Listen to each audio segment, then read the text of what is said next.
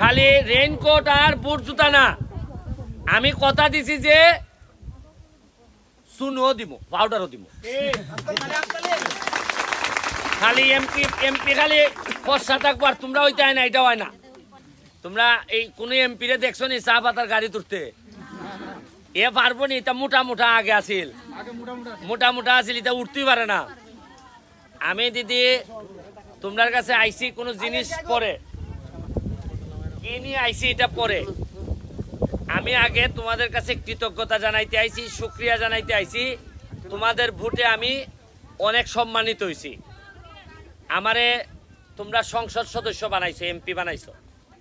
আমি এমপি হওয়ার পর আমি তোমাদের এখানে আগে কোনোদিন আসি নাই, এই 8 নাম্বার। তারপর তোমরা যে পরিমাণ ভোট আমারে দিছো আমার ইগল মার্কায়, অনেকে আমারে দীক্ষা দিছো না দীক্ষা দিছো, তখন আমার মনে হয়েছে যে আমি বাকি আরে 4.5 বছর আমি এমপি আছি, যদি কোনো ঝামেলা না হয়। আমি 4.5 বছরে তোমরা আমার আর কোনো উদ্দেশ্য নাই, তোমাদের হৃদয় জয় করাই আমার উদ্দেশ্য। এবং তোমরা যেন মনে হয় যে এই বেটাটারে এই যে একটা ভোট দিছিলাম, ভোটের কারণে আমরা হতাশ হই নাই। এই কারণে দিদি তোমাদের আমি নির্বাচিত হওয়ার পরেই তোমরা কেউ কিন্তু আমার রেইনকোটের কথা বলো নাই।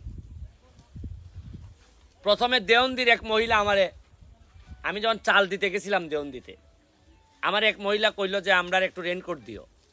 আর আমি যখন মেইন রোড দিয়ে যাই চাঁদপুরার চণ্ডী দিয়া, দেখি আমার মহিলারা চা বাগানের তারা ওই যে পলিথিন দিয়ে আসে বৃষ্টির সময়। তখন আমি এদেরকে জিজ্ঞেস করছি যে তোমরা কি কখনো কেউ রেইনকোট দেয় নাই?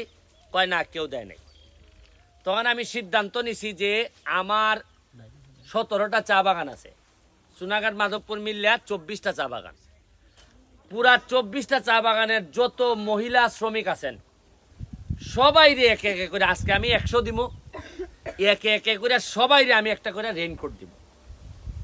দিলে হইব কি, বৃষ্টির সময় অন্তত কিছু বৃষ্টি থেকে তোমরা মুক্তি পাইবা। খালি রেইনকোট না, এরপরে আমি চিন্তা করতেছি তোমাদেরকে বুট জুতা দিব। ওই জুতা পরিয়া যাতে সাপে বিচ্ছুতে কাটা না লাগে, এই জন্য বৃষ্টির সময়টা যাতে তোমরা এইভাবে করতে পারো, জুতাও নিব। আর আমি কথা দিছি খালি এগুলা না, খালি রেইনকোট আর বুট জুতা না, আমি কথা দিছি যে চুনও দিব, পাউডারও দিব। খালি এমপি খালি ফর্সা থাকবো আর তোমরা হইতে হয় না, এটা হয় না। কারণ গাছের চারা যেভাবে তোমরা যত্ন নেও, আমার ইচ্ছা হইল গিয়া বাইরে থেকে মানুষ আইলে যেন বুঝে যে এই বাগানের শ্রমিকদের চেহারাই আলাদা, এই বাগানের শ্রমিকদের উপর কিছু যত্ন আছে। কারণ আমি এমপি তোমাদের, আমি এখানে মাল বানাইতেও আসি নাই, কাউরে 2 নম্বরই করে মাল বানাইতে দিতাম না। খবর নিয়ে দেখো তোমরা,